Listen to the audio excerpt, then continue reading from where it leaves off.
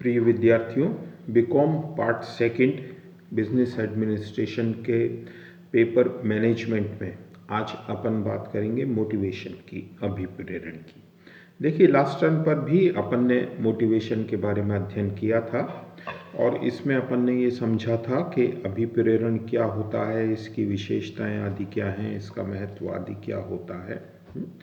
अब मोटिवेशन की या अभिप्रेरण की कुछ जो हैं विभिन्न विद्वानों के द्वारा मोटिवेशन की कई पद्धतियां बतलाई गई हैं, कई तरीके बताए गए हैं कि हम किस किस तरीके से किसी व्यक्ति को मोटिवेट कर सकते हैं, अभिप्रेरित कर सकते हैं। तो देखिए, मोटिवेशन जो है ये पूरी तरह से मनोविज्ञान, साइकोलॉजी का एक विषय है। तो हमको मनुष्य को समझना होगा और फिर उसके अनुरूप हमको उसको मोटिवेट करना होता है। तो इस संबंध में कुछ विद्वानों का योगदान जो है वो बहुत सराहनीय है और उन्होंने मोटिवेशन पर बहुत अच्छा खासा काम किया है। तो उसमें से आप पहले जो विद्वान जिनके बारे में अपन अध्ययन करेंगे वो हैं मास्लो। ये एक मनोवैज्ञानिक हुए हैं और इन्होंने मोटिवेशन के लिए मनुष्य की जो डिफरेंट आवश्यकताएं हैं, विभिन्न जो उसकी नीड्स हैं, उसका अध्ययन किया है। और उन आवश्यकताओं के अध्ययन के आधार पर उन्होंने ये बताने का प्रयास किया है कि इन आवश्यकताओं की पूर्ति के आधार पर हम किसी भी व्यक्ति को कार्य करने के लिए अभिप्रेरित कर सकते हैं। देखिए, हर एक व्यक्ति की कुछ ना कुछ आवश्यकताएं होती हैं। आपकी एक साथ बहुत सारी आवश्यकताएं हैं। किसी व्यक्ति की आवश्यकताएं अपेक्षाकृत कम हो सकती हैं। यानी आवश्यकताएं वो हैं जो आपको लगता है कि आपको जीवन चलाने के लिए आवश्यक हैं, उनकी पूर्ति होना जरूरी होता है। तो मास्लो ने मनुष्य की जितनी भी आवश्यकताएं हो सकती हैं उनको एक क्रम के रूप में परिभाषित किया है। उसने एक क्रम बतलाया है कि सबसे पहले आपकी कुछ आवश्यकताएं हैं, फिर दूसरी तरह की आवश्यकताएं हैं, फिर तीसरी तरह की।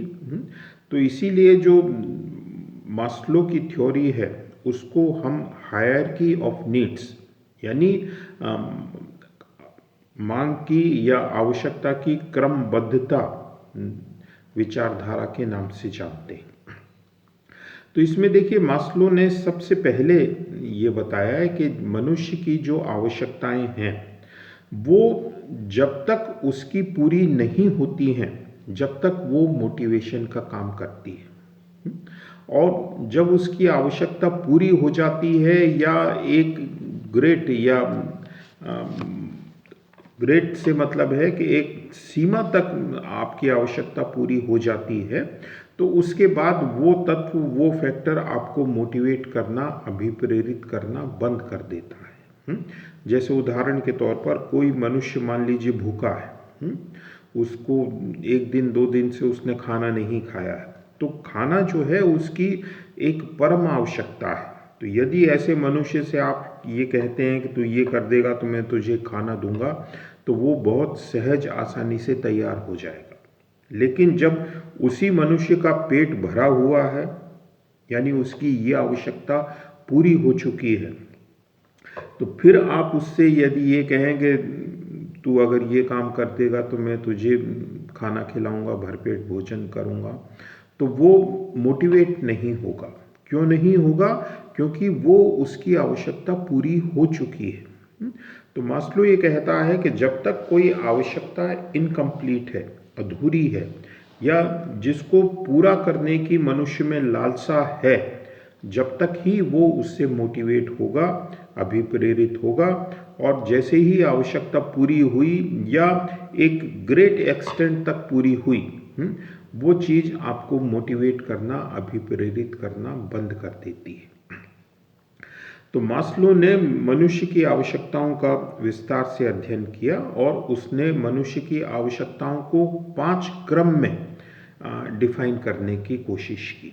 5 क्रम में, यानी सबसे निचले स्तर पर मास्लो ने बताया कि कुछ जीवन निर्वाह की आवश्यकताएं होती हैं। जीवन निर्वाह की आवश्यकताएं, या जिसको अंग्रेजी में अपन फिजियोलॉजिकल नीड्स के नाम से जानते हैं। फ्योल ने कहा कि ये आवश्यकताएं मनुष्य की भी हैं और बिल्कुल यही आवश्यकताएं जो हैं एक पशु की भी होती हैं। तो इसमें क्या है कि ये ऐसी आवश्यकता है जीवन निर्वाह, यानी जो जीवन को चलाने के लिए, जीवित रहने के लिए परम आवश्यक है, इनकी पूर्ति होना जरूरी है। यानी अगर इनकी पूर्ति नहीं होगी तो मनुष्य जो है वो उसका जीवन संभव नहीं है, वो मर जाएगा। ये आवश्यकताएं जो हैं वो बार बार उत्पन्न होती हैं। ये नहीं कि एक बार ये आवश्यकता पूर्ति हो गई तो आपको आगे उसकी आवश्यकता ज़रूरत नहीं रहेगी। क्योंकि जब तक आपका जीवन है, जब तक ये आवश्यकताएं आपको हमेशा निरंतर उत्पन्न होती रहेंगी। अब इनमें किन चीज़ों को अपन जैसे शामिल करते हैं कि मनुष्य जो है उसके लिए क्या है कि हवा चाहिए, उसको रहने के लिए एक मकान चाहिए, भोजन चाहिए। ये बिल्कुल एक तरह से मिनिमम नीड्स हैं। तो आपको हवा चाहिए, पानी चाहिए, भोजन चाहिए, सेक्स की आवश्यकता है। तो ये आप देखेंगे तो मनुष्य और पशु दोनों में बिल्कुल एक समान है। बार बार आपको इनकी ज़रूरत पड़ती है। ये नहीं कि एक दिन एक बार आपने भोजन कर लिया और वो आवश्यकता आपकी पूरी हो गई। निरंतर ये चलती रहेंगी और इन आवश्यकताओं की पूर्ति नहीं होगी तो मनुष्य का जीवित रहना जो है वो असंभव हो जाता है। अब इन आवश्यकताओं की पूर्ति कैसे हो सकती है? तो बहुत कुछ इन आवश्यकताओं की पूर्ति जो है वो पैसे से, मुद्रा से हो जाती है।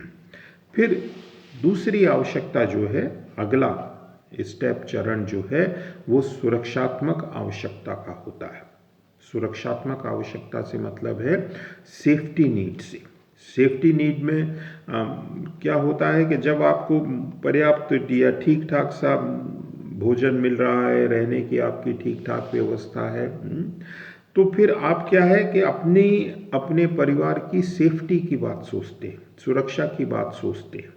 सुरक्षा की बात से मतलब ये है कि आप ये चाहते हैं कि मैं सुरक्षित रहूं, मेरा परिवार जो है वो सुरक्षित रहे। मैं बूढ़ा हो जाऊं तो उसके बाद भी कमाई का कोई जरिया रहे जिससे कि परिवार हमारा चलता रहे। कल को मेरी कोई दुर्घटना हो जाए, मृत्यु हो जाए तो परिवार पर उसका ऐसा कोई गलत प्रभाव नहीं पड़े।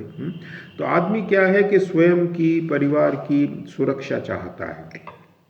और वर्तमान वातावरण में जहाँ बहुत ज़्यादा अनिश्चितताएं हैं, बहुत ज़्यादा अस्थिरता है, तो वहाँ इसकी नीड जो है वो और भी बढ़ जाती है। तो इसीलिए आप क्या करते हैं कि जो पैसा आप कमा रहे हैं उसमें से आप कुछ बचत करने की कोशिश करते हैं। बचत क्या है कि ये आपकी सेफ्टी नीड को पूरा करता है। इसी तरह से आप इंश्योरेंस कराते हैं, बीमा कराते हैं, ये भी आपकी सेफ्टी नीड को पूरा कर रहा है। आप शेयर्स में पैसा लगा रहे हैं, आप जीपीएफ, स्टेट इंश्योरेंस, सरकारी कर्मचारी इस रूप में जो है वो अपनी बचत सुरक्षा कर रहा है, स्वयं की कर रहा है, अपने परिवार की कर रहा है। तो घर में आप इस तरह की व्यवस्था करते हैं कि घर आपका सुरक्षित रहे, एक्सीडेंट नहीं हो, चोरी नहीं हो, दुर्घटना नहीं हो। यानी एक सुरक्षित वातावरण मनुष्य चाहता है। तो इन आवश्यकताओं की पूर्ति का भी प्रमुख साधन जो है वो पैसा ही होता है, जो जीवन निर्वाह की आवश्यकता में अपन ने देखा है। फिर देखिए अगली जो नीड है, आवश्यकता है, वो सामाजिक नीड है, सोशल नीड बोलते हैं अपन। यानी तीसरी जो मास्लो ने बताई नीड, आवश्यकता, वो सामाजिक आवश्यकता है। देखिए मनुष्य को हम एक सामाजिक प्राणी के रूप में डिफाइन करते हैं। Man is a social animal. तो इसका तात्पर्य यह है कि आप समाज में रहते हैं, समाज में 10 लोगों से आपका मिलना जुलना, उठना बैठना, उनके साथ यारी दोस्ती, समय बिताना, अपनी बात उनके साथ शेयर करना, दूसरों के दुख दर्द में शामिल होना। यानी आप चाहते हैं कि आप समाज में रहे, समाज से आपको एक सम्मान मिले। सम्मान से मतलब ये है कि समाज आपको सहयोग प्रदान करे, आपकी बात का समर्थन करे, आप दूसरों के दुख दर्द में शामिल हो। तो मनुष्य अपने आप को अकेला या अलग थलग महसूस न करे। तो इस दृष्टि से आप क्या करते हैं कि समाज के जो डिफरेंट ऑर्गेनाइजेशंस हैं उनको आप ज्वाइन करते हैं, फॉर्मल या इनफॉर्मल ग्रुप्स में आप शामिल होते हैं, लोगों से इंटरेक्शन करते हैं। और यदि मान लीजिए आपकी ये आवश्यकता पूरी नहीं होती है, तो ये आवश्यकता पूरी न होने से क्या होता है कि व्यक्ति जो है उसका स्वभाव बदलता है, वो चिड़चिड़ा हो जाता है, वो विरोधी हो जाता है, उसमें नकारात्मक सोच जो है वो बढ़ने लगती है। वो असहयोग की भावना रखता है, दूसरे को दुश्मन की नज़र से देखता है। यानी आप समाज में एक सही रूप में अपना जीवन यापन कर सकें, समाज के लोगों के साथ आपकी जान पहचान हो, उनके साथ उठना बैठना हो, तो ये हर एक मनुष्य की एक नीड है, आवश्यकता है। तो इसके लिए पैसा भी कुछ सीमा तक आपकी हेल्प करता है, लेकिन समाज से जुड़ना, सामाजिक अपनी लाइफ लीड करना, इसकी एक भूमिका रहती है। फिर देखिए, जब ये सोशल नीड पूरी हो जाती है कुछ सीमा तक या पूरी, तो उसके बाद और अगली आवश्यकता जो है वो अहंकारी या स्वाभिमान की आवश्यकता है, जिसको अपन ईगोइस्टिक नीड के नाम से जानते हैं।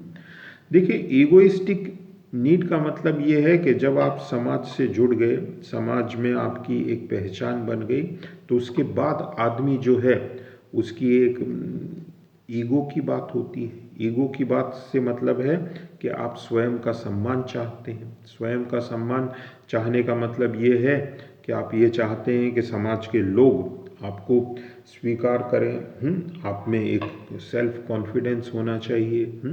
आप जो हैं वो स्वतंत्रता चाहते हैं। स्वतंत्रता से मतलब ये है कि किसी के दबाव में आप नहीं आए, स्वतंत्र जैसा आप चाहें उस तरह का जीवन आप निर्वाह कर सकें, आप सेल्फ इंडिपेंडेंट हों, यानी आत्मनिर्भर हों।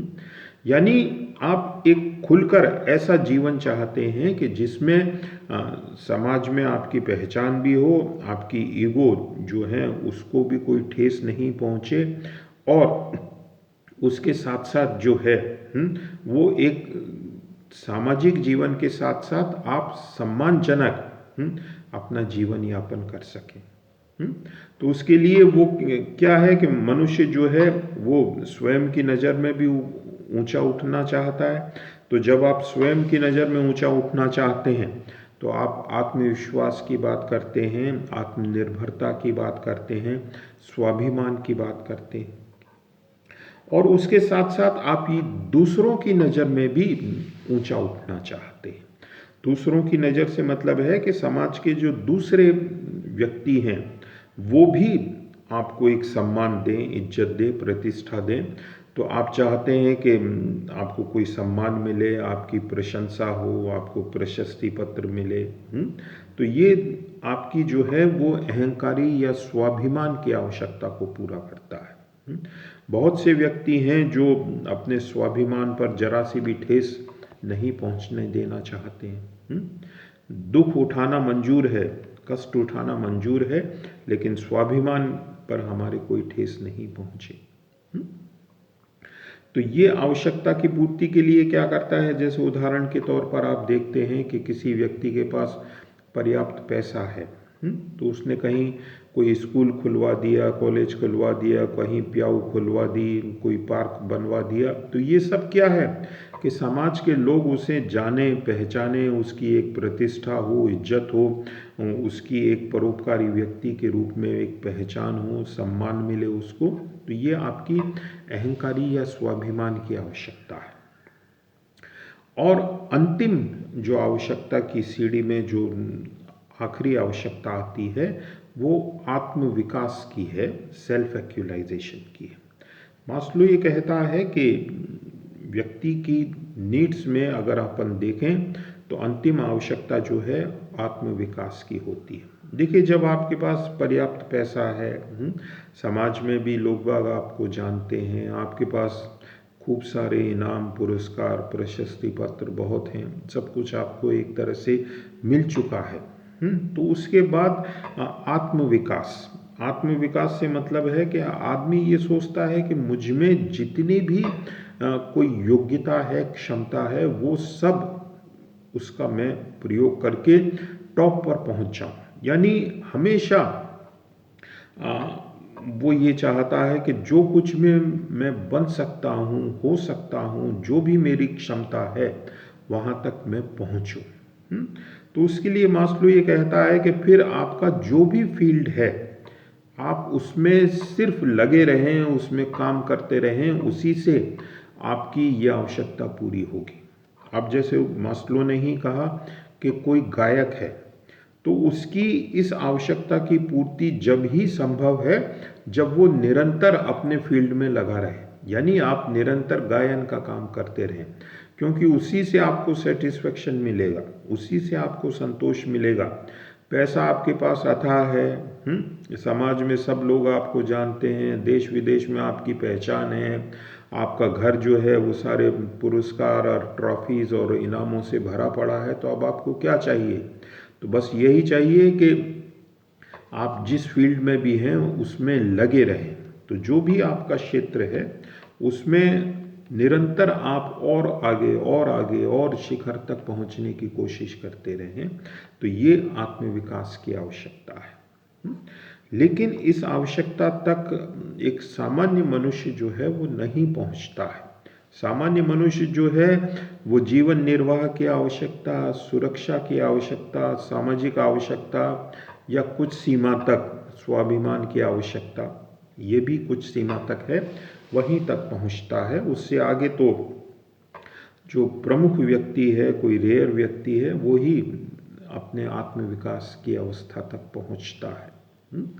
तो मास्लो ने ये 5 प्रकार की आवश्यकताएं बताई हैं, और ये कहा है कि इन आवश्यकताओं की पूर्ति के आधार पर हम किसी भी व्यक्ति को जो है वो मोटिवेट या अभिप्रेरित करने का कार्य कर सकते हैं।